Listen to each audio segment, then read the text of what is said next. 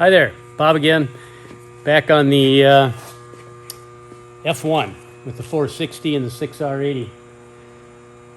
Well, since the last clip, I've done a little bit of work on the power steering, a little bit of carb tuning. We did redid the rack. There were some rack problems, so we put a whole nother rack in there. And I'll tell you what, without documentation on some of these builds, it's really challenging to find out what they use for parts. We finally figured out it's a 82 to 88 T-bird rack with extensions on the inner tie rod ends. So we got that all put together. It doesn't look any different than the last time. I don't know if we really need any visuals on that. It's just a replacement rack. One thing I'm working on right now is we're going to put the front clip back on this thing in about an hour. But I'm also putting on, and once the engine got running, I was doing some tuning. We found out the vacuum was down around 6 inches of vacuum. So did a bunch of carb tuning, put a 3.5 power valve in it and up the main jet. But that also means we're putting in a vacuum pump for the power brakes. And that's what I'm working on right now until someone gets here. We got to mount that underneath here, and it's already kind of challenging to get stuff mounted under here. We're going to put some more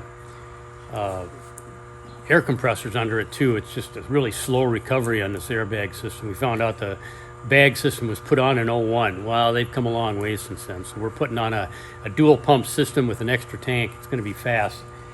This one's just dead slow. Let me lower it down and I'll show you some stuff up in the cab. All right, here's what we're doing for the floorboard in here. That I will say this is the first one of these 6R80 to Ford Big Block kits we put in. And I didn't think it was going to be that big a deal, but it's a big deal. It pushed everything back enough where we're remaking the entire floorboard. And around the gas pedal and brake area, I had to move the brake over. I had to put in a different style gas pedal in a little bit different position. And right now I'm working on the little cubby hole that your foot sets on. I don't know if you can see that in there, but you can see how I've already started dropping it down on the side there. We took that B&M shifter that's meant for a 350 or 400, and I converted the bottom of it, which you can't see, so that it would fit the stock Ford cable. So it works out pretty good. I have all 6 positions, and you can also see the CompuShift controller there. We've already got the programming for that done. This thing's almost ready for a test drive. It has much lower vacuum than I like to see on a built vehicle with an automatic transmission. We're down to about 6 inches of vacuum, so tuning is, I took the tranny out and put a higher stall converter in, and I've got a 3.5 power valve in this carb, and made sure we had the air bleeds in it, because it's going to be challenging to finish tuning this thing. But anyway, that's the next thing we're doing, is we put the front clip back on. We'll get this carpet rolled out, the seat back in, and we're going to go out and do a little test driving on it. I'm waiting for some more bent pieces to show up before I finish up the floorboard, but kind of on its way. I still have to put that vacuum pump in. That's where we're at. Well, we're back at the F1 project. We got the thing a little farther along. The front tilt front end's back on it. We're working on tuning it right now. The carb we had on it I didn't like, so we changed it back to a Holly that I had laying around.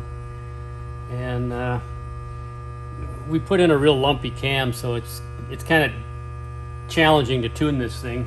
I've got the wideband 02 with the sensor on it, so I can kind of help. That'll give me some information and get her tuned better that way. But we're also using the GM style HEI on this distributor. I don't know if that's the best for it or not, or it's still up in the air whether we're going to continue using that.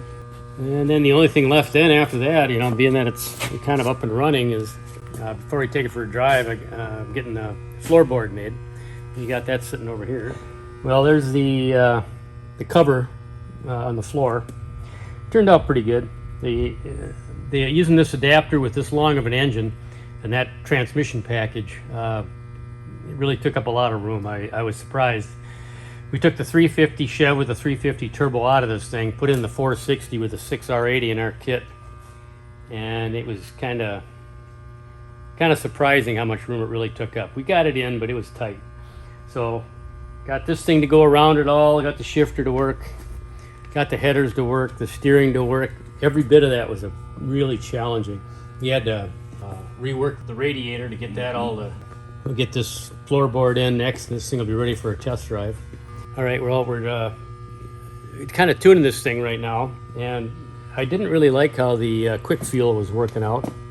So I had this Holly laying around that was off of a big block Ford with a Super Cobra Jet cam. We're hoping that's going to do a little better job for us. And I had to redo this throttle position sensor for the computer for the transmission.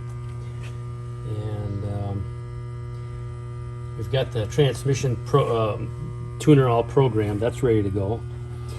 And then also I found out I had to raise this and reposition the steering. It was kind of binding a little bit. Got a lot of angles in there, but we got that working. Basically, pretty much it until we're actually ready to test drive it.